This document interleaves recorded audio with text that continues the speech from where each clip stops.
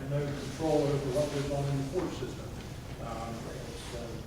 We can argue the efficiency of the court system all we want to, but I will tell you this, each and every day we have a bunch of police officers show up at magistrate's court, and there's almost never a trial. And that costs overtime. That's a big cost. So and we can't get that, that's out of our control as well. A couple of years back, we eliminated police and fire holiday pay in lieu of straight time off. And of course, I very unpopularly eliminated the cell phone contract when I saw what it was costing us a couple of years ago. Cell phones are important in for call-out of SWAT teams, hostage negotiators, detectives, drug agents. That's why we have so many cell phones under a contract. What's the next item? Projected shortfalls, as you can see, we're dealing with the shortfall from 2009. That's what you've been hearing about for the last few weeks, and that's the amount of $700,000. You can see the cost of the things that we are facing. Needless to say, the St. Joe Hospital issue is a big issue, and this is not about whether or not St. Joe Hospital acquisition is a good thing. I would tell you from a healthcare point of view, I think it's a good thing for the community. I think it's good that these two hospitals become one.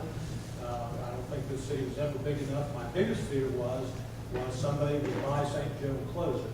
And not only would we lose revenue, we'd also lose about 700 or 800 jobs, and that would be even a bigger issue than we're facing. I think it will be, again, good for healthcare. I think this issue of treatment of heart patients will get much better, but there won't be any competition between the two. I was made privy to this information about the hospital merger several days before it went out to the public. The minute they announced it, I knew what the cost was going to be to the city. I knew that because I feared the closing of St. Joe before, and I knew in my mind what the tax implications would be. And I was about correct when I said $1 million at the time. So that was a big unexpected issue. On the shirt tails of a national recession that nobody was anticipating either. In that same recession, the state is supposed to expect another $200,000 decrease in our P&L or 2% this coming year. The economy is not improving, regardless of what you see in here. And we are the ones that feel the brunt of that. We'll have another carryover probably in the next budget, about $250,000, and that's what brings us the current shortfall to where it's at. It's very simply that we are the victim of, like everybody else, in the recession. Our revenues have either stayed flat or went down. At the same time, our cost of doing business went sky high, like everybody else has had. It's a simple mathematical certainty that there's going to be a deficit in the budget, or a shortfall. Lots of questions, and I'll answer some of the questions, and we'll get to some of the questions from the public. And it'll give you a lot of good questions. I've been asked, why don't we sell the city hospital? Well, it's not the city hospital. It used to be the city hospital decades ago. It is something much different than that. I don't know what the change, or when the change occurred, but the bottom line is it is a Camden Public Board Hospital, not a city hospital. Several years ago, like 3 administrations ago, the city decided to lease the building and property to Camden Park for $1 a year for 99 years. So that's what the city of Park will get each year from Camden Park is $1 a year. Nothing can be done about that. I mean, we can say a curse of darkness all night long, but that's the bottom line on the Camden Park Hospital. If I could sell it, I promise you I would sell it tonight for the highest bidder. When you talk about the user fee, and again, I don't want to debate the user fee. I do want to talk about the user fee because that is one of the options. We'll get to all the options in just a minute. I'm just trying to go through some questions that I can take care of up front. Why is the user fee based on percentage of wages? Because it becomes an income tax. And why can't the city have an income tax? And that's because state legislature has not seen fit to allow that. We're 40 to 50 years behind every other state union. Most states in the union on home rule. So these are not given the ability to govern themselves.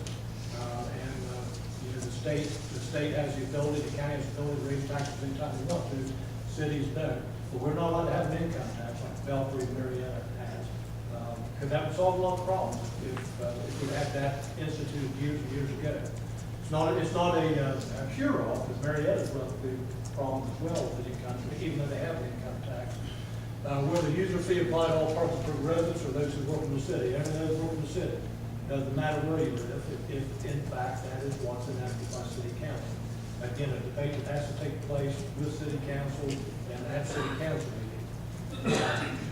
So if you live in Parkersburg and work outside the city, you don't pay. If you're unemployed, you don't pay. If you're disabled, you don't pay. If you're retired, you don't pay. It's just people working inside the corporate boundaries of the city. What has the city done to cut costs and save money? We've done a bunch. I showed you a list after list of the things we've done personnel-wise, well over $1 million in personnel costs, along with all the other things, phones, gas, all those type of things that we've put in there along the way. And jobs. You know, Mary Ann's talking about furlough employees. We've already done that. We were doing the right thing for the last 5 years. We were taking care of those positions that weren't crucial and weren't essential. Anything less than what we have now starts affecting the functioning of the city, the services that we provide to the city. Why can't the city use funds for special projects? And that's come up over another riverfront, and that's why I explained that a little bit earlier. When the federal government or the state government gives you money for a project, you can't use it for anything else. A few years ago, again, when I came in as mayor, a previous city council had decided to use community development block grant money to do a bunch of sidewalks in some of the wealthiest districts in the city of Parkersburg. And the day I walked through the door, I ended that. You can't rob from the poor and give to the rich with federal money. It's not what it's for. It's for low to moderate income areas, and it is also for job creation. And again, any other use of money puts you in an orange suit and in the local penitentiary. So it's not just riverfront, it's any big things. Brownfield, I'd love to get $200,000 from somebody to say, here, let me help you with your budget this year. We know there's a recession, let me help you with your expenses, but it doesn't come that way. We get $200,000 here and there to do the brownfield studies for the that are in the ground. We get money for bike trails, we get money for Fifth Street, the transportation enhancement grant. Why are we reconstructing Fifth Street? That's, again, state and federal money. If we don't use it, it goes to another city. Simple as that. We can't use it for any other purpose other than its intention, and that's something that's law, and you get in lots and lots of trouble. And the city of Parkersburg in the past, back in the 80s, got in an issue where they ended up paying a bunch of money back to the federal government because they misused it. And they're lucky that that's all they had to do, a little bit of money plus interest. And I don't plan on being put in that position. But all those things are, again, these projects, money can't be used for that. What's some of the other questions? Other user fee or other options there are. We'll talk about those here in just a minute. I had questions about, a couple of months ago, I announced that we had $2 million in reserve. Well, everybody wants to know what happened. Well, nothing's happened to us. We still have over $200 million in reserve. The issue is that we know that we are going to have to use at least $1 million of that over the next year to balance the budget that we're in, and then hopefully have a little bit more going into the next year. And at that same time, I mentioned that at that point in time, the city finances were okay. So the question is, well, a couple of months ago, you said the city finances were okay. What happened? Well, St. Joe Hospital happened. We were